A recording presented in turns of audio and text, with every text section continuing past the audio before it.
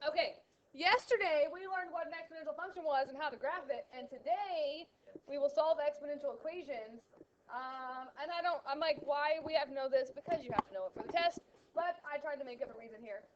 Good review of algebra rules, and this will lead us into logarithms. A logarithm is the inverse of an exponential function, and that's what we learn next week. Also, I got an email from Ivy Tech yesterday about the drop date, April 12th, and so we will have our Unit 4 test before April 12th. So after our Unit 4 test, we will compute grades. I will compute grades for everyone, and then I will individually discuss with you, are you dropping this class or keeping this class? After April 12th, if you choose to keep this class, like, you keep this class. There's no dropping it after that, which means the grade that you get will go on a transcript from Ivy Tech.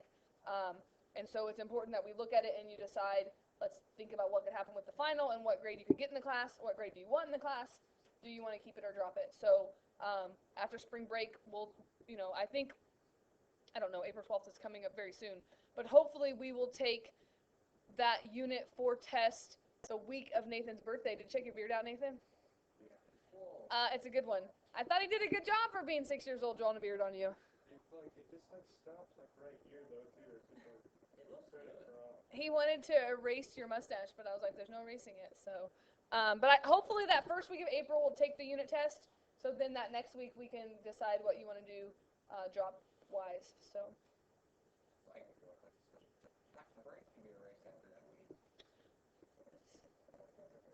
We'll see. I don't know. Like at the end of that month? Yeah, I mean definitely the end. I'm hoping, but I just really would like to get the test in before April 12th. Because otherwise you're going to have to make the decision on dropping or keeping the class without that last test. And so, honestly, I'd like to push the test back as far as possible just because all we have after the test is the final. But I'd really like to get the test in there just so that you guys can see a better idea of what your grade's going to be.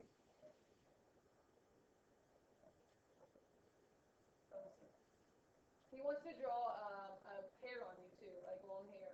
I told him he couldn't. We'll see. Each day, soon this whole picture is just going to be black, I think. Like, yeah. I thought the beard looked pretty good. I thought it would do a terrible job.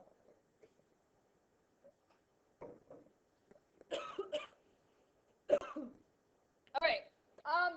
Before we solve these equations, we need to know this property or this rule.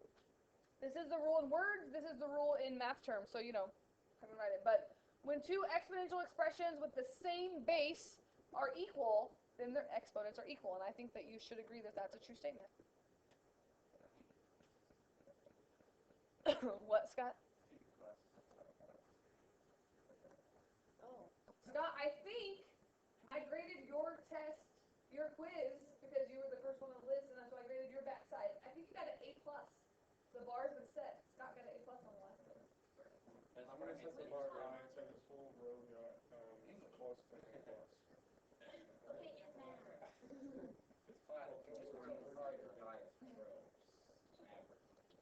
So, if a to the u equals a to the v, then u equals v. So what does that mean? It means for all of these problems, all you have to do is make the bases the same, and if you can make the bases the same, then you just set the exponents equal to each other and solve that equation.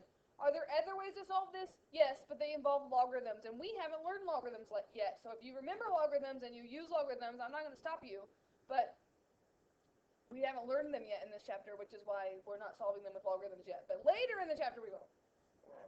Later in the chapter they won't be such pretty problems like today. Because today, you have to be able to write these as the same base. Which means, can you write 81 as 3 to some power? So you could write this as 3 to the x plus 1 equals 3 to the 4th.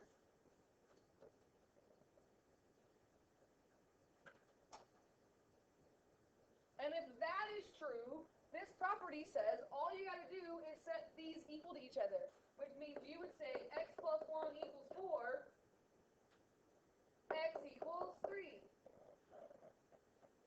You with me on that? That's exciting, right? That's better than graphing. Who has a question on that? Bryce! Move up here. Fawn's gone, you sit up here. Bring your stuff. Okay, so it looks like you're going to throw a calculator at him?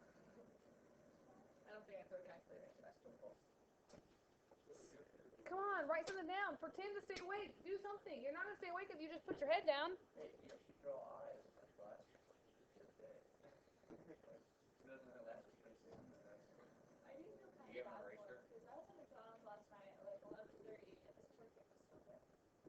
Why do you work so much?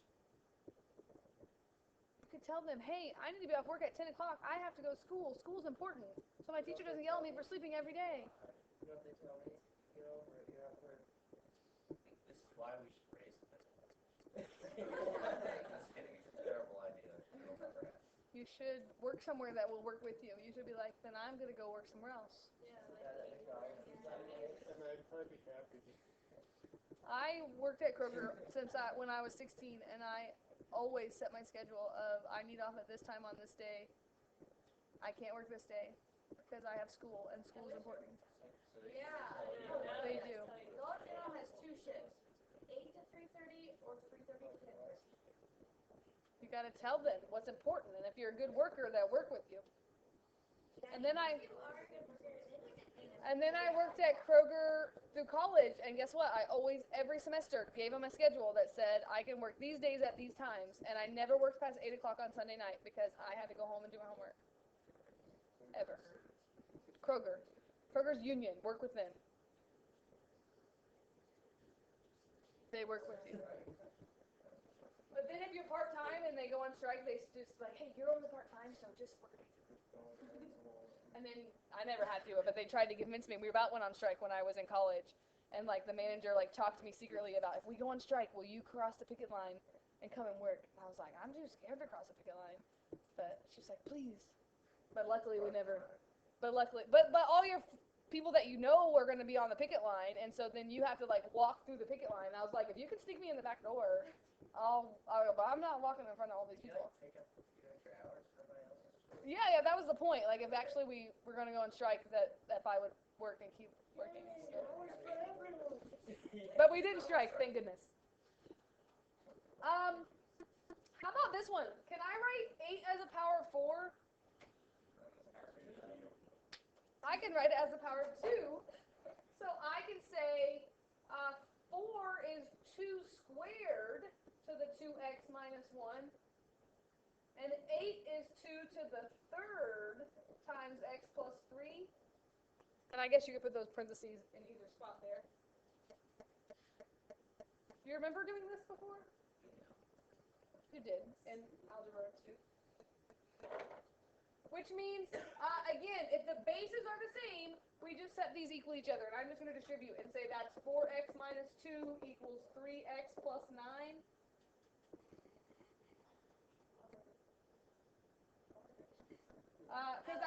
Because it's 2 squared. So if I subtract 3x over here, and I add 2 over here, then I get x equals 11.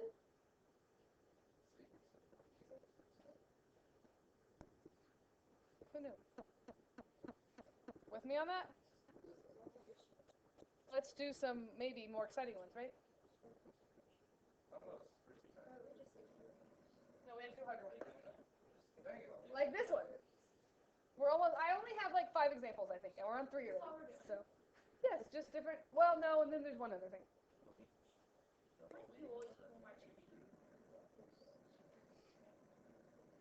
Because I forget what we're doing. It's not that I'm really lying, I just forget. Are we doing stuff in here or are we just going to try to stuff in here? Yeah.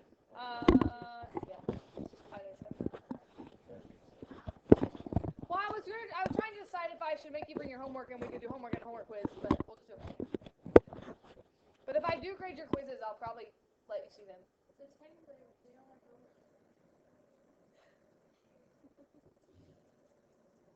First of all, can I write 27 as a power of 3? Yes. That would be 3 to the 3rd, right?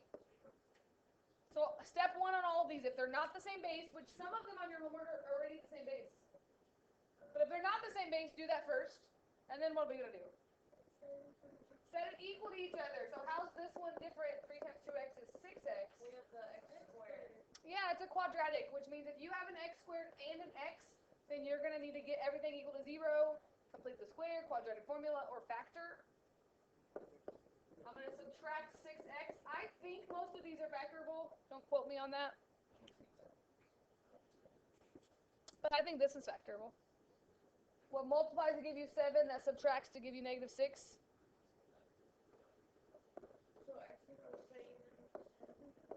7 times 1 is 7. Negative 7 plus 1 is negative 6. Again, if you really hate factoring, you can complete the square or do the quadratic formula here. You'll get the same answer. But this is not a bad one to factor. And you get two answers. You get x equals 7 and x equals negative 1.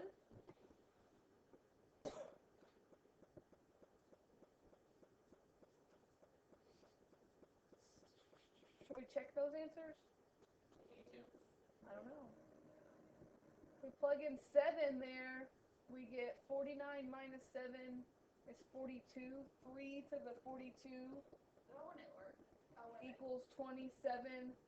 Oh no, I guess we could just check the bottom one, right? Equals 3 to the, is 14 times 3 42? Yes? If we plug negative 1 in there, we get 1 minus 7 is 3 to the negative 6. If we plug negative 1 in there, we get 3 to the negative 6. I think it always works. I just thought we should check. So we got two answers. What if they gave you E? This one does kind of look a little scary. Look at this one. Well, we haven't learned that one yet, so we're not thinking that way. But Is that a possibility? how about this crazy one? Basically, it's the same idea. E is just a number. We want to get the bases the same so we can set the exponents equal to each other. But I thought I'd show you this one because it looks crazy. No. I think there are 5 examples. First of all, if you had e to the x to the 2, what does that equal? E to the 2x because you just multiply. I don't want this e in the bottom. I need to bring it up. So what can I do to bring it up? If I just bring it up, that's going to make it a negative exponent, right? Again, this is like rules of exponents today. Do you remember all your rules of exponents?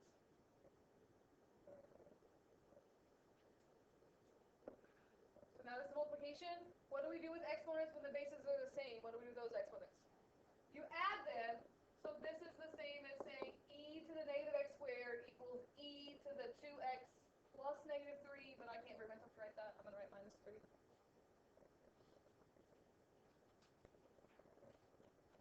And again, if you have the same base equal to each other, you just have the exponents equal to each other. But you might have to do a little exponent work in there. And I think this is a quadratic, just like the last one.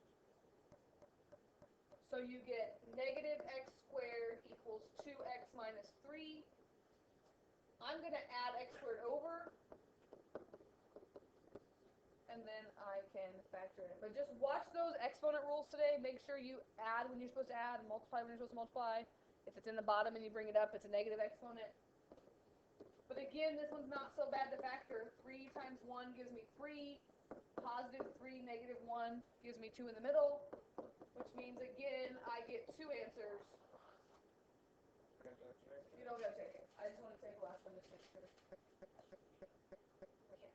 What should be negative? Oh, why didn't I write 2?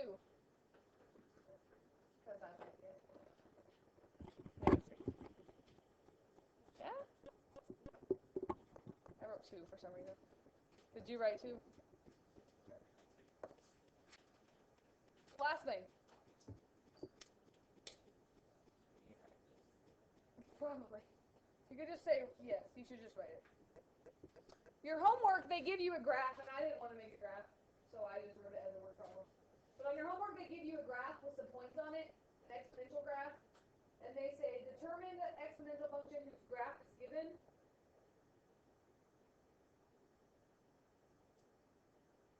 But I just thought I would remind you of how to do this. Here's the big mistake that people make. Don't use slope-intercept form, right? Slope-intercept form only works for linear equations. If it was a quadratic equation, you have to use vertex form of a quadratic equation.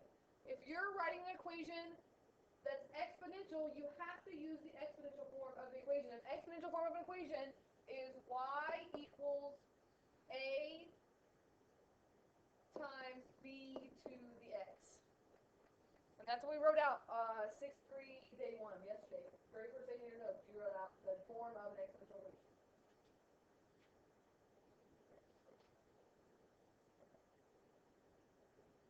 And then your job, just like in slope-intercept form, is to figure out what m and b are, leave x and y. And in quadratic, you have to figure out what h and k are, and a. In this one, we need to figure out what a and b are, and x and y are going to stay in our final answer. They have to give you two things, otherwise you can't solve for both of these. But they always are going to give you the y-intercept, because if the y-intercept is 1, that's like the ordered pair 0, 1, right? If you plug that in, you should be able to solve for something. And maybe you'll see what happens every time, but that's okay. We'll just plug it in. If that means y is 1 when x is 0, that I would look something like that, right?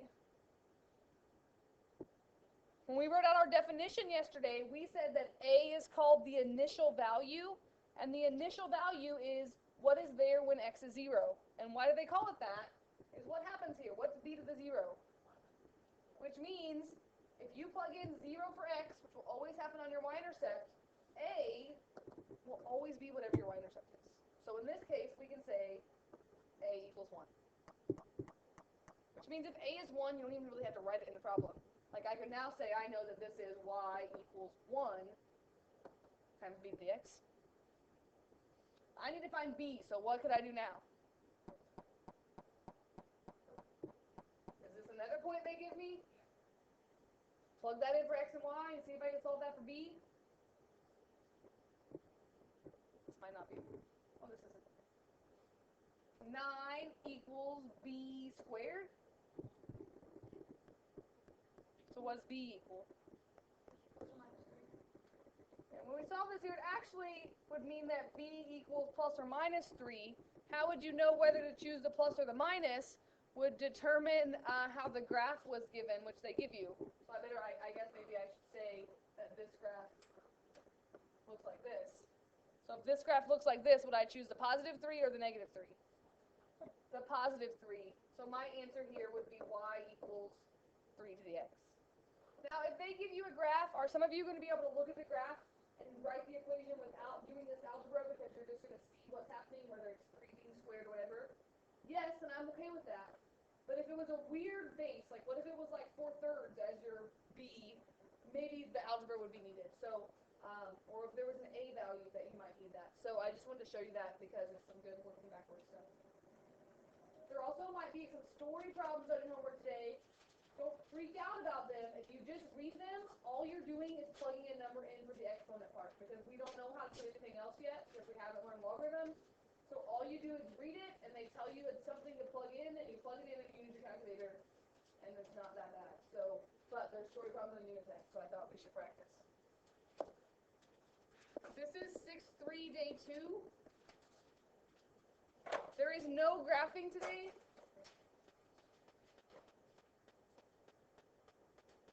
Through 79 are just the solving ones.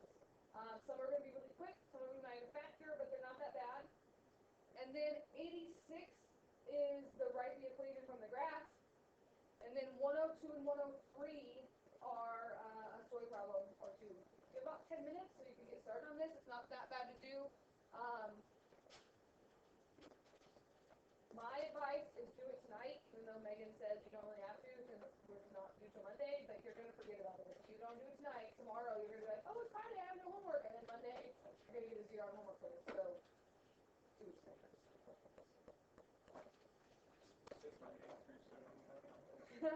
Well, I was going to do more, and then I changed my mind, so yeah. And I did 102 through 103 also, but you know, you could just use compass there if you'd like.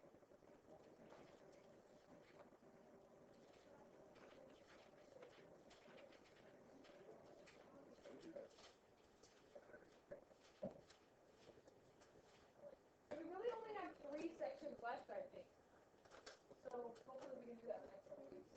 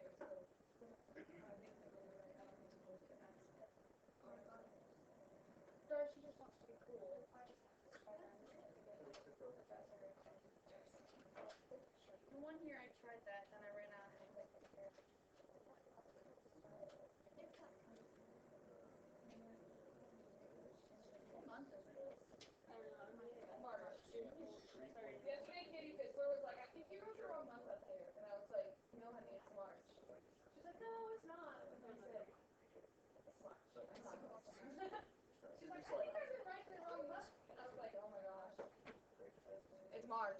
This year, She forgot her coffee. is that how I write it? All February, I just like February, I just kept writing 4 and 5 or whatever. It's like,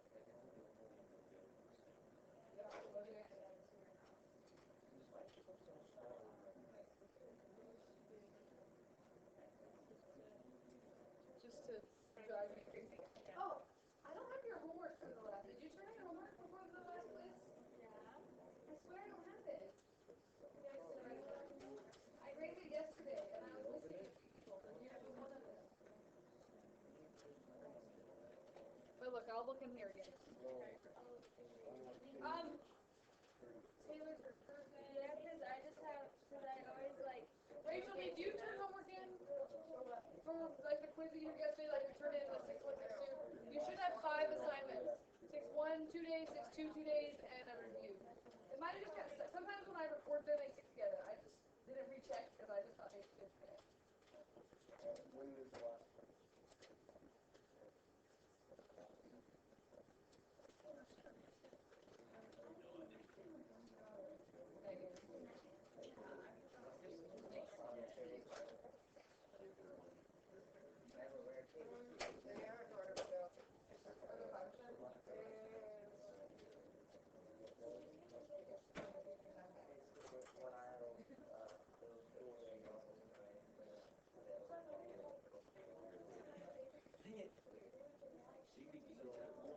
If you don't have a grade on your homework, it means you got all the points. And I just didn't write your grade on it.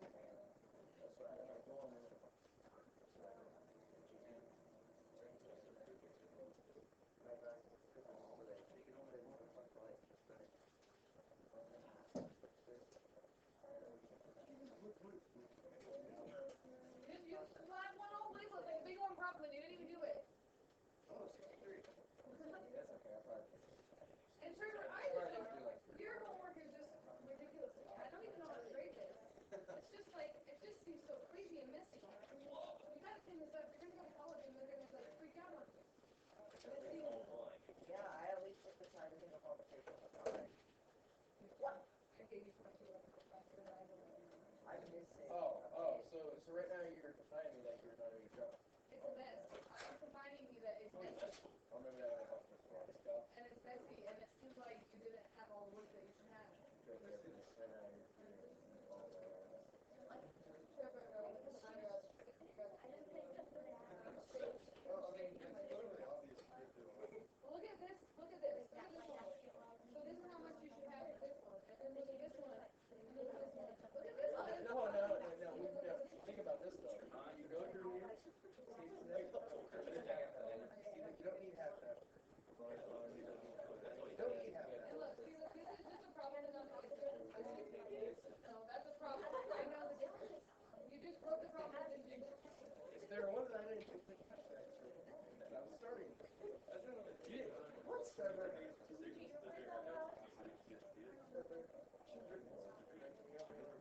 Here's a trick, Trevor. If you're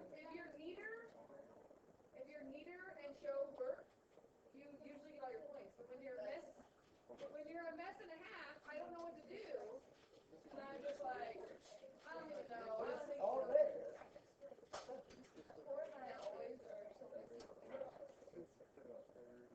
Hey, after these, hey, I'm gonna start counting up all the focus for the look things. I did my homework. No.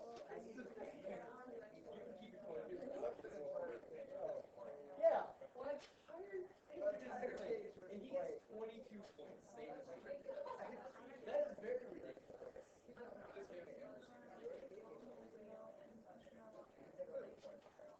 I feel like there's much to a class. And I did it on a different page, because that's from the page someone was. And then I couldn't find the page, and I'm like, where is it? So I think I it's the same. We didn't do an entire assignment.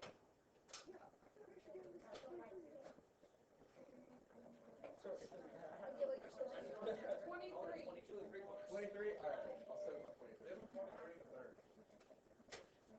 I was like, she'll just do it. I feel that I'm not preparing you for college by accepting your messy work, is what I feel. You accepted my messy work. You actually are, organized. because then I can get the confidence, be like, this book was accepted. It is accepted in